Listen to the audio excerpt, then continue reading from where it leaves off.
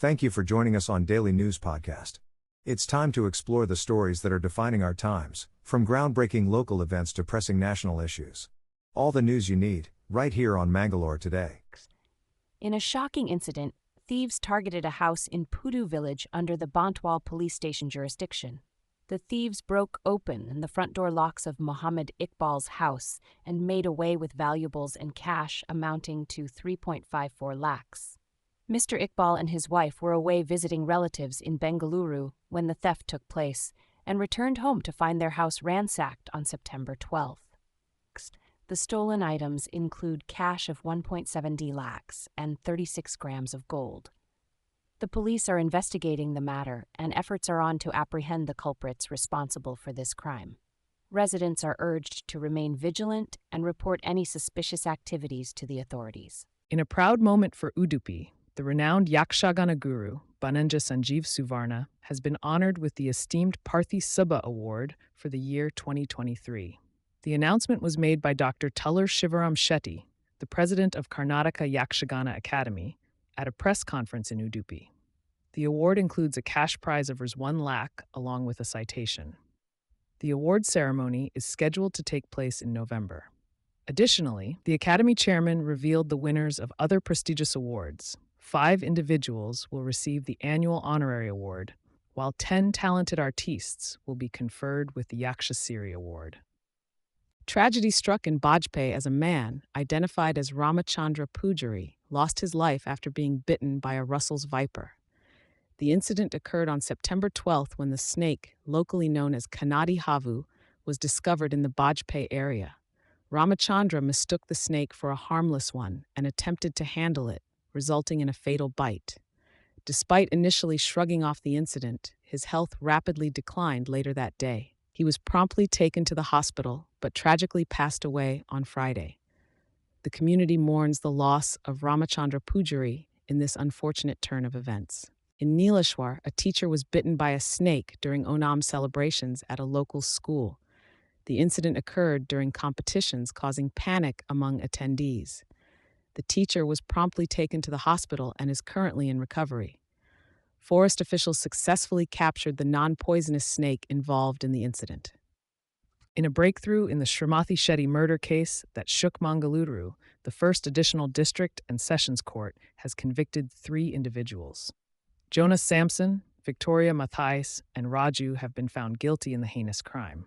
It was revealed that Jonas had owed money to Srimati for a chit fund, leading to a fatal confrontation on May 11, 2019. After a dispute at Jonas's residence, Srimati was brutally attacked, her body dismembered, and her valuables stolen before being scattered around the city. A 4th individual, a friend of Jonas, was also involved. The case, involving testimonies from 48 witnesses, has finally seen justice served with the conviction of the perpetrators.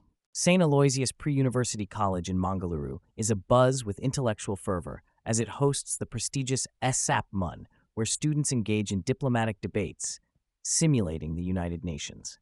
The 6th edition of SAP-MUN kicked off on a high note with Dr. Edmund Fernandez, emphasizing the importance of global unity and peace. The esteemed dignitaries, including Reverend Melwin Pinto S.J., highlighted the role of young minds in shaping a harmonious world. The delegates were urged to be the voice of the voiceless and catalysts for positive change. With students assuming roles of delegates from different countries, discussions on pressing global issues are set to ignite critical thinking and diplomacy skills. The event aims not only to enhance students' abilities in diplomacy and negotiation, but also instill a sense of responsibility towards creating a better world. Over the next 3 days, delegates will deliberate on a variety of topics in committees such as the Lok Sabha and the United Nations Security Council, striving to find solutions to the world's challenges. SAP-MUN 2024 promises to be a transformative experience for all participants, fostering leadership and global awareness. In Mangalore, funds meant for road restoration from Jalasiri project were diverted to water treatment plant in Adyar. Dakshina Kannada MP Cap Brijesh Chowda, in a meeting, revealed that 67 crore intended for road restoration shifted to the 127 crore WTP project without consulting MLAs D. Vedavyasa Kamath and Y. Bharat Shetty. The MLAs criticized the move, citing public inconvenience. On a positive note, the Ministry of Tribal Affairs sanctioned an Ekalavya residential model school for Dakshina Kannada, urging identification of a 15-acre land while expressing disappointment over the delayed plastic park project. Additionally, PM Modi's Ek Ped Ma Ke Naam campaign was emphasized, with instructions to expedite Pumpwell Paddle Road upgrades for impending Nanthor Junction underpass project. The Development Committee was urged to promptly address utility line shifts at the junction for the smooth progress of the road project. In the latest news from Mangalore, MP Captor Brijesh Chauta has directed NA officials to plan a bypass road connecting BC Road with Sarathkal or Mulki to ease city congestion. Repairs on NH66 and NH75, stormwater drains, and connectivity issues are also in focus. The BC Road Adahole project on NH75 is progressing well, with 90% completion expected by March 2025. Mr. Abdullah Javed Azmi mentioned that various overpasses are nearing completion, with future plans for service road construction on NH66. On another note, NITK has been tasked to provide a solution for the Pandeshwar Railway Gate closure issue. MP Chauta emphasized the need for regular meetings to address railway projects' concerns.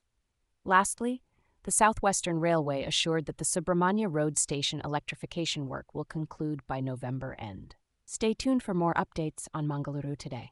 In Udupi, Kota Srinivas Pujari, the MP for Udupi Chikmagaluru, announced that the central government has allocated 400 crore for rural housing and 75 crore for urban housing for the poor in Karnataka. This release of funds is to address the backlog from previous years. During a meeting with urban local body heads in Udupi district, Mr. Mar Pujari reviewed the progress of housing schemes and directed officials to expedite the grant distribution to identified beneficiaries. The MP emphasized the need for Udupi City Municipal Council, Kundapur, Karkala Town Municipal Councils, and Bendur and Salagrama Town Panchayats to achieve their housing targets promptly. Additionally, he instructed the urban local bodies to facilitate maximum participation in the PM Street Vendors Atmanirbhar Nidhi scheme and ensure its full implementation by the first week of October. District Urban Development Cell Project Director Ravindra was also present at the meeting. In a thrilling match at the Hero Asian Champions Trophy, Team Bharat secured a spot in the semifinals by defeating their rivals Team Pakistan with a score of 2-1. Despite Pakistan taking an early lead with a goal by Ahmed Nadeem in the 8th minute, Harmanpreet Singh's brilliance shone through as he converted 2 penalty corners in the 13th and 19th minutes, leading India to victory. This marks India's 5th consecutive win in the tournament, showcasing their dominance on the field. Both teams had already secured spots in the semifinals, with the top 4 teams advancing to the next round. The semifinals are set to take place on September 16th, while the final will be held on September 17th.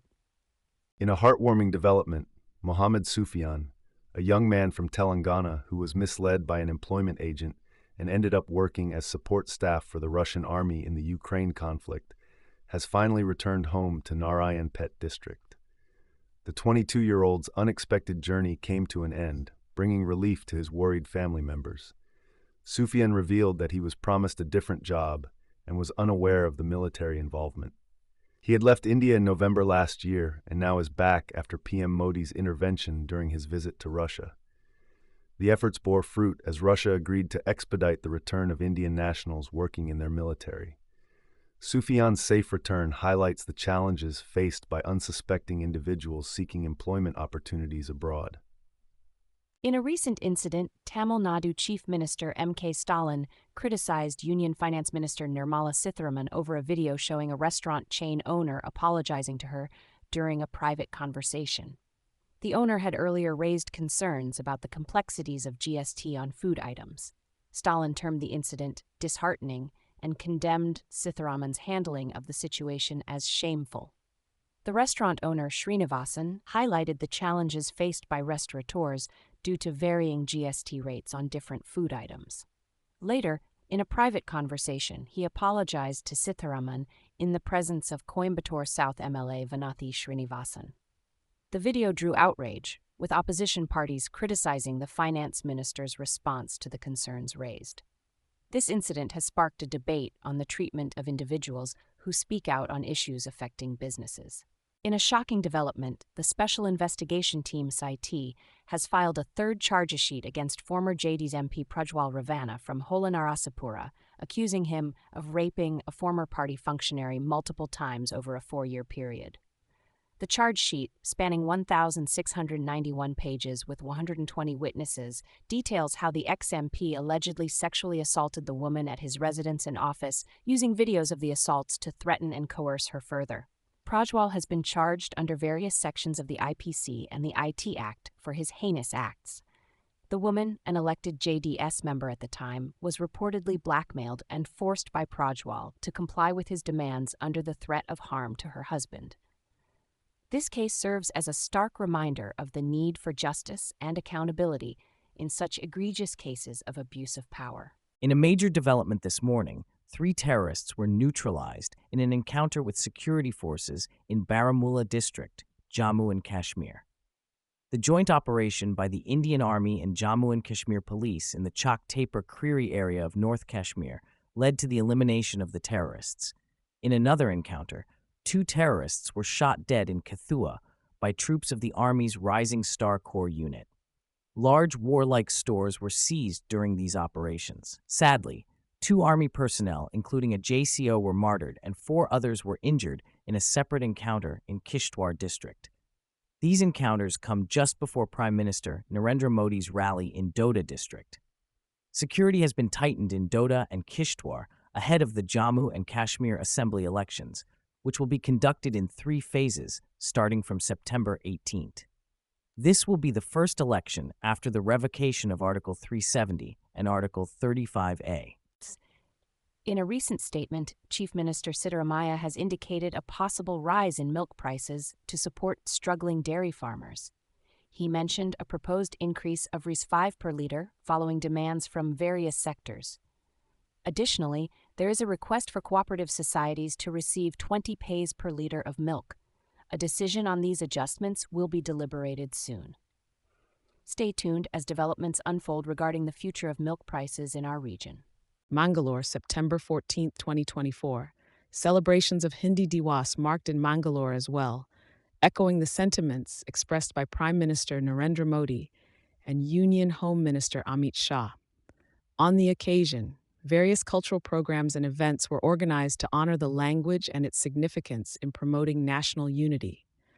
People from different communities came together to celebrate the essence of Hindi in our diverse linguistic landscape. The commitment to promote and preserve Hindi, along with regional languages, was reiterated by all, emphasizing the importance of linguistic diversity in reinforcing our cultural fabric. The spirit of unity in diversity was evident as the residents of Mangalore joined the nation in commemorating the 75th anniversary of Hindi as the official language, showcasing the rich tapestry of languages that unite us as Indians. In a concerning development, a gunfight erupted between security forces and terrorists in the Chak Tapur Creary area of Baramulla district in Jammu and Kashmir. The officials stated that 2 to 3 terrorists are suspected to be hiding in the area, and efforts are underway to neutralize them. This incident comes ahead of the upcoming polls in Baramulla, Kupwara, and Bandipora districts on October 1st. Meanwhile, in Kishtwar district, an anti-terror operation is ongoing in Chatru village after 2 army soldiers were martyred in a recent encounter. As elections approach, security measures are being heightened in districts across Jammu and Kashmir to combat terrorist activities. The joint efforts of security forces and local defense committees have been effective in thwarting surprise attacks by terrorists. The relentless pursuit of terrorists by the security forces has led to encounters and a decrease in sly attacks. Stay tuned for further updates on the situation in the region. That's all from us today. We sincerely thank you for tuning in. For more details on the stories you've heard and for continuous news coverage, please visit mangaloretoday.com. Subscribing ensures you're always updated. Farewell, until our paths cross again.